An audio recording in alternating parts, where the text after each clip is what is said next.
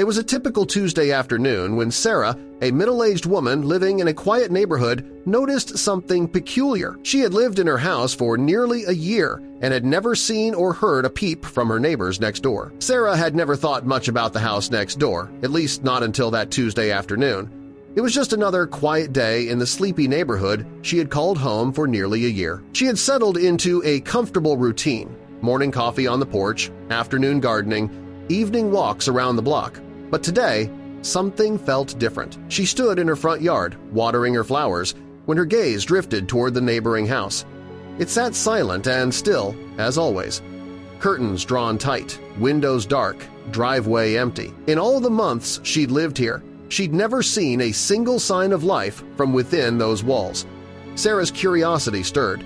How had she never noticed just how strange it was? But before we start, smash the like button and make sure to subscribe if you haven't, and hit that notification bell so that you won't miss any new stories. A house in a friendly neighborhood, yet completely isolated, abandoned. She tried to recall if she'd ever seen anyone coming or going. She hadn't.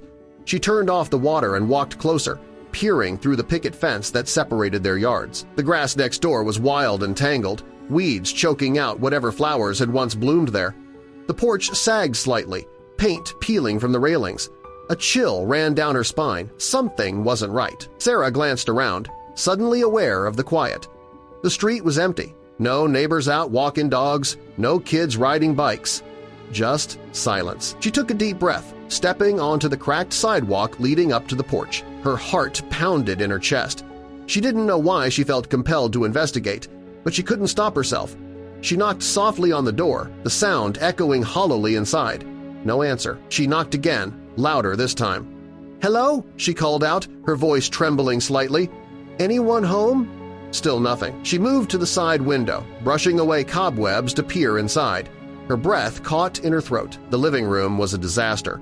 Furniture overturned, papers scattered everywhere, a thick blanket of dust coating every surface. It looked as if someone had left in a hurry, abandoning everything they owned. Sarah felt her pulse quicken. What had happened here? She hesitated, glancing back toward her own home. She could turn around now, pretend she'd seen nothing, but something deep inside her pushed her forward. She had to know more. She circled around to the back door, surprised to find it slightly ajar. Her hand trembled as she pushed it open, stepping into the dimly lit kitchen. The air was stale, heavy with dust and neglect. She coughed softly, covering her mouth. Moving cautiously, she explored room after room, each more chaotic than the last. Family photos lay shattered on the floor, letters and newspapers scattered everywhere. It was as if time had stopped abruptly, leaving behind only confusion and decay. Then she reached the room at the end of the hallway. The door was closed, but something about it drew her closer. She reached out, her fingers trembling as she turned the knob. Inside, the room was dark, the air thick with the scent of wax and something else, something sharp and metallic. Sarah fumbled for the light switch, flicking it on. Her heart froze.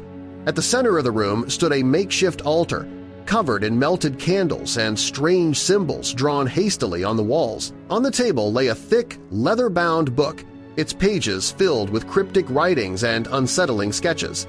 Sarah's breath came in short, panicked gasps. She backed away, her mind racing. Who had lived here?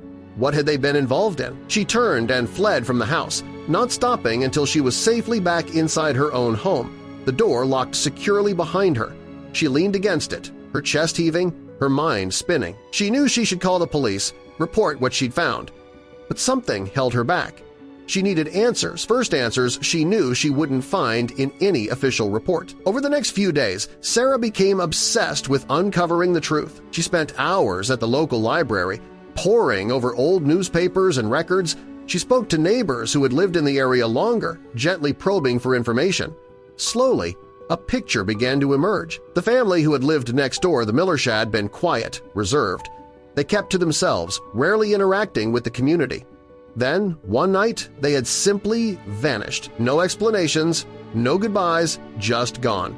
Rumors had swirled for a while, but eventually the neighborhood moved on, forgetting the strange family and their sudden disappearance.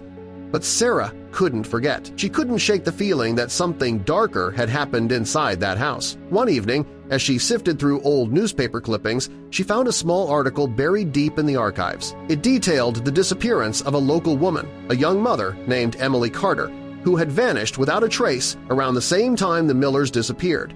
Sarah's heart raced. Could there be a connection? She dug deeper, uncovering more disappearances, more unanswered questions. Each clue led her back to the house next door, to the strange altar and the cryptic book she'd discovered. She knew she had to return. That night, armed with a flashlight and her courage, Sarah slipped quietly into the neighboring house once more. She moved quickly, her heart pounding, until she reached the altar room. She opened the strange book, flipping through its pages, desperate for answers.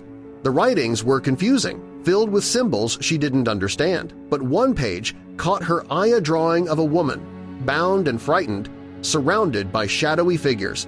Sarah gasped.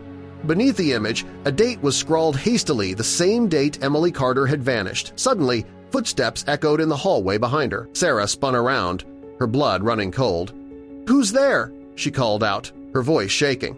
A figure stepped into the doorway, silhouetted against the dim hallway light. Sarah's heart stopped. It was an older woman, frail and thin, her eyes wide with fear and confusion. "Please," the woman whispered hoarsely, "help me." Sarah moved cautiously toward her, recognizing her face from the old newspaper articles.